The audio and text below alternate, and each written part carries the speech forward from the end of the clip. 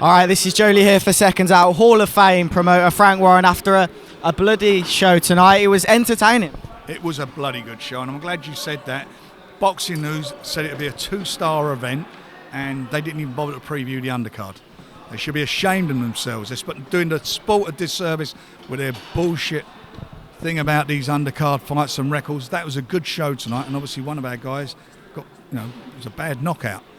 But having said that, I mean, I thought it was a fabulous show. I thought the atmosphere was electric, and Denzel done brilliantly. I thought the old Marcus Morrison carried on, and it was just, I really did enjoy it. It was like the old days. Yeah, Denzel Bentley, good performance from him. What do we expect next? And it wasn't like the other guy come to make up the numbers. He come to fight. I mean, he really did come to fight. Great show. I really enjoyed it. Okay, just talking on, obviously, the other news today, the Fury side of the contract. It's been sent back over to AJ?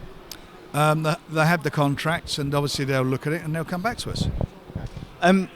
There was a question risen in an interview with Danny and Will Harvey earlier, and he asked Will whether he thinks you and Eddie will be doing a dual promotion for that fight. What would you accept that? Would you be willing to do a dual promotion with Eddie? I'm not going to get into the details of the contract. The contract's quite.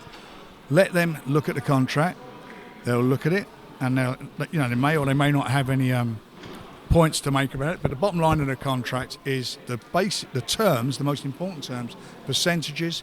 If there is a rematch, that percentage is agreed, and the date is agreed. The rest of it, I'm sure, will get sorted out because everybody wants it to happen. And as for the broadcast deal, do you believe it will be a dual broadcast or BT? What's the latest on that? Look, both boxers have agreements with broadcasters, and everybody's going to have a grown-up conversation and make it work. Fantastic show next week. Yeah. Pay-per-view, Joyce Parker. It's been a long time coming. Just talk to us about that, and it's on pay-per-view as well. Well, it's a good fight. I mean, you've got these two guys in there in the WBO. They're ranked 1 and 2, and the WBO now made it for the interim title. So it's a big plus for the winner, and the winner of the fight will become the mandatory to Usyk. So next week at midnight, or whenever the show ends, the winner of the fight is going to be Usyk's mandatory challenger, and that will have to happen. So these guys have got it all to do, and obviously I want to make sure that Joe Joyce wins. That's what I want to happen. But it's a tough fight. It's not an easy fight. It's going to be very competitive. Styles, as we always say, make fights, and I think their styles will gel and turn it into a real super fight. This is where all the heavyweight fights are now. Queensbury, BT, it's like, this is heavyweight heaven. That's what we're getting here.